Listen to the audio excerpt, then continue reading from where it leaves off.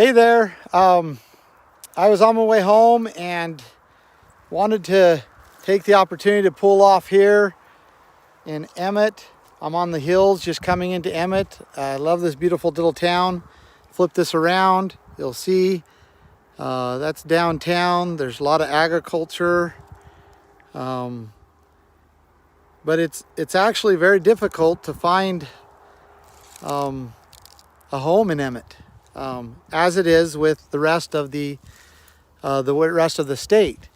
We've got a lot of people moving in, and we can't stop people from moving in. So I want to talk about public lands, and exactly what it is that we have to determine, because Idaho has a cultural decision that we have to make. We have to either decide that we're going to build up and make our cities more densely populated with traffic and smog or pollution and congestion, or we're going to build out and keep our conservative identity, agriculture, basically what Idaho is all about. But when you say that and you talk about building out on public lands, people freak out. They think, oh, we're going to lose our hunting and our fishing and our hiking and our camping. And that's just not what's going to happen. And because we have 63% of the federally controlled land in Idaho, quote unquote public land, right?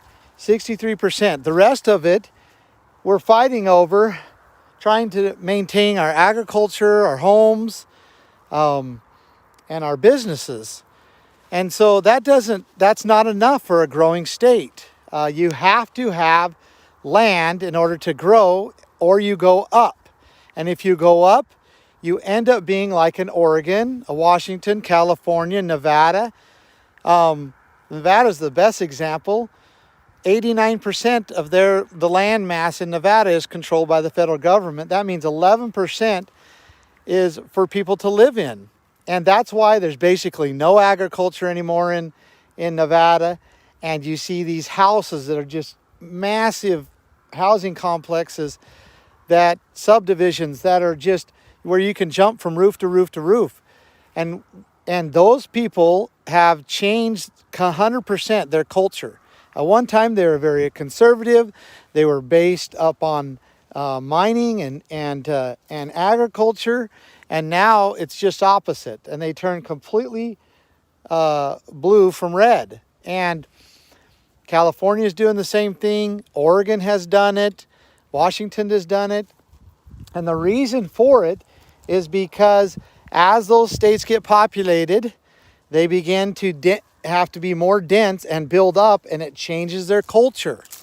But there's a solution, and something that we must do in Idaho if we're going to maintain this conservative identity, traditional American values. And that is we have to take our lands back. We have to take our lands back, and we have to take care of our own lands. And then around these towns and these cities, they need to be made available for people to build. Because if not, all the agricultural land will be built on, and then we'll have to go up, and we just will not be the same state with the same ideas. And America will lose one of its greatest shining examples of how to be free, and that is Idaho.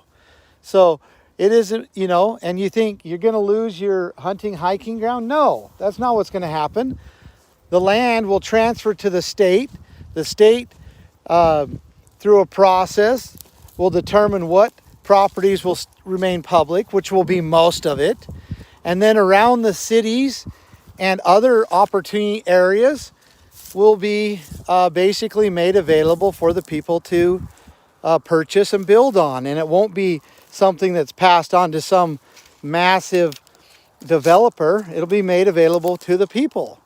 And, most politicians, all I think that I know of right now, especially in Idaho, and I'm not saying they're all bad, but they're going to be afraid of this issue, because they're going to be afraid that people are going to say, I'm not going to vote for them.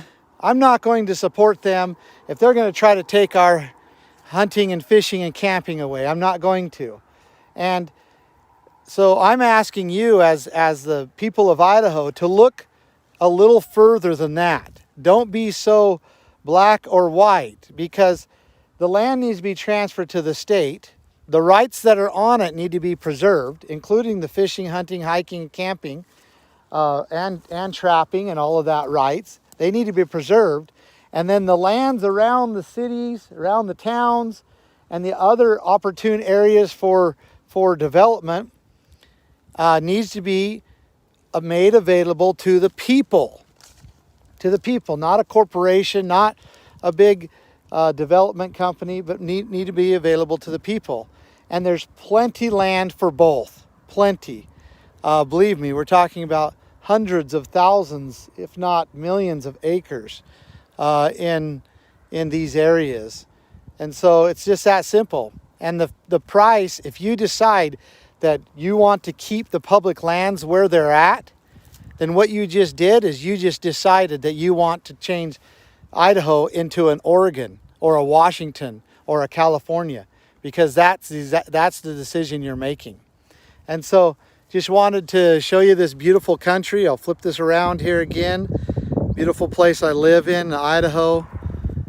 You can see where the housing ends and then it starts to become public property here, and it's just, you know, a lot of land, and that should be going beneficial to the people. It should not be held by a federal government, a central government, where you have to beg from bureaucrats that live 3,000 miles away in order to be able to benefit from the beautiful country and the land. So I'll be addressing this further as we go on, but I just wanted to make that point and to emphasize how it is necessary to preserve our culture here in Idaho, that we take back our lands. Thank you.